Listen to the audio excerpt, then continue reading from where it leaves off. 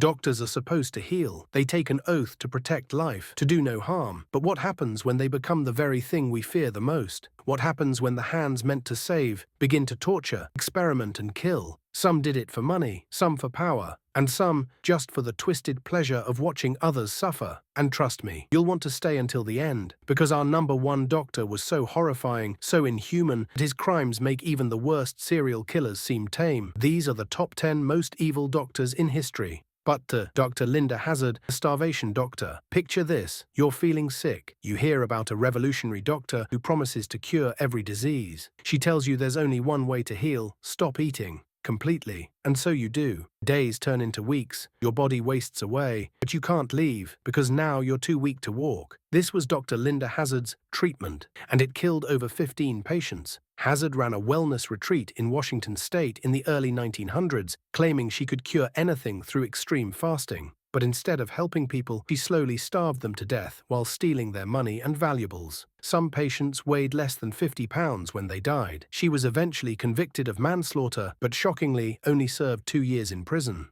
And if you think that's bad, the doctors on this list only get worse from here. 9.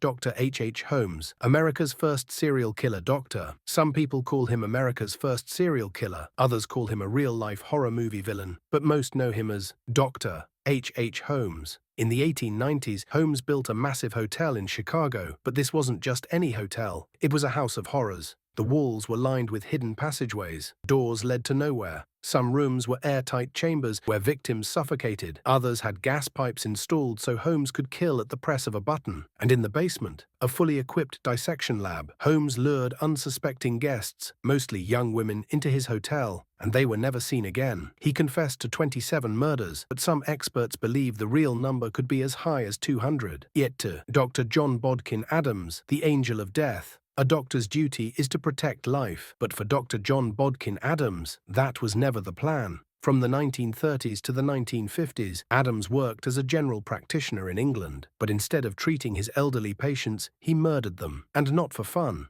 but for profit. His victims were mostly wealthy older women, and somehow, before they died, they all had one thing in common. They changed their wills to leave him a fortune. Over 160 suspicious deaths were linked to him, but despite this, he was never convicted of murder. Instead, he walked free and spent the rest of his life living in luxury off his victims' money. 7. Dr. Thomas Neal Cream, the poison doctor. They called him the Lambeth poisoner, but he had another name: Dr. Thomas Neal Cream. A supposed medical professional, Cream had a dark secret. He loved poisoning people. His first victims were his own patients, whom he gave high doses of chloroform and strychnine. But his real terror began in London, where he roamed the streets at night, offering medicine to sex workers. His victims would drink the mixture and die in agony within hours. Incredibly, he nearly got away with it. But when he was finally caught, his last words before execution were reportedly, "I am Jack the..." Before he was hanged, was he about to confess to being Jack the Ripper? We'll never know.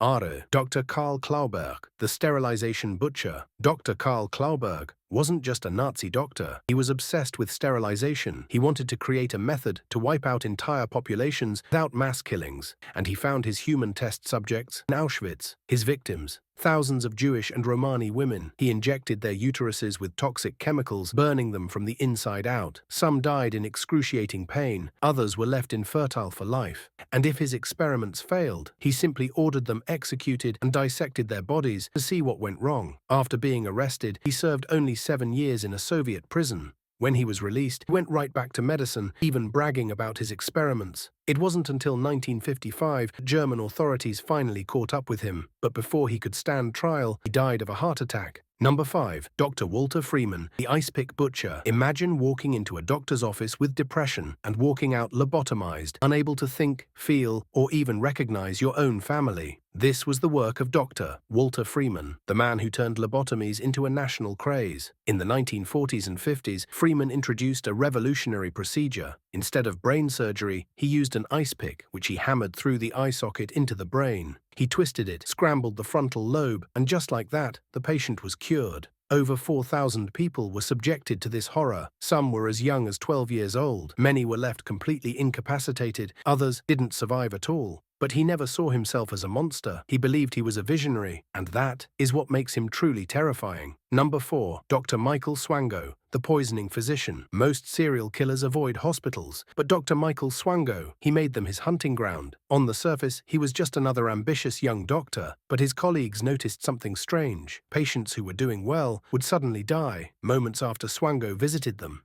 At first, it seemed like a coincidence, but when healthy patients started dropping dead, the truth came out. Swango was poisoning them. He was convicted of only 4 murders, but experts believe the real number is much, much higher, possibly over 60 victims.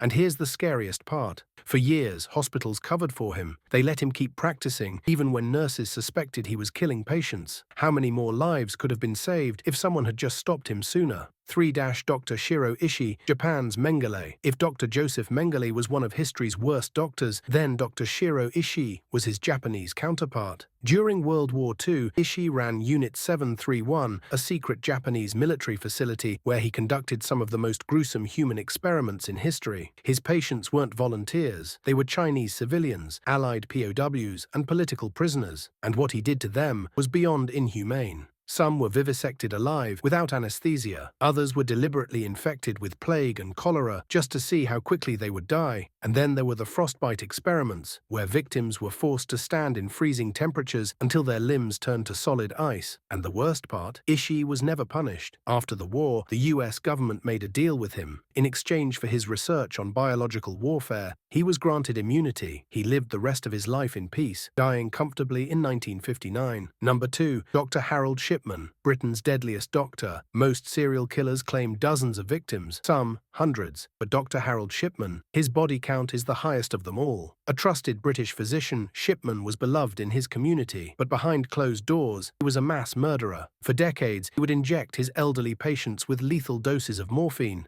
Then he'd forged their medical records to make it look like they had died naturally. By the time he was caught in 1998, Shipman had killed at least 218 people, but experts believe the real number could be as high as 400 inches. That makes Harold Shipman the most prolific serial killer in recorded history. He was sentenced to life in prison, but in 2004, he took the coward's way out and hanged himself in his cell. Even in death, he escaped justice. Number 1. Dr. Josef Mengele, the angel of death. And finally, the doctor who defines evil itself. Dr. Josef Mengele wasn't just a Nazi. He was the most feared doctor in Auschwitz. He personally selected who would live and who would be sent to the gas chambers. But for some, he had even worse plans. He conducted grotesque experiments on prisoners, especially twins. He injected dye into their eyes. He tried to create conjoined twins by stitching siblings together. He exposed people to deadly diseases just to see how long they would last. And when they died, he dissected them, taking notes like a scientist studying lab rats. Even the other SS officers were disturbed by him. And yet, Mengele escaped justice. He fled to South America and lived freely until his death in 1979. He was never captured, never tried, never punished. The world's most evil doctor got away with it. These were 10 doctors who betrayed their oath, who turned medicine into murder, and who remind us that even those we trust the most can become our worst nightmares. Which of these doctors shocked you the most? Let me know in the comments. And if you want more terrifying history, hit that subscribe button, because the past is darker than you think.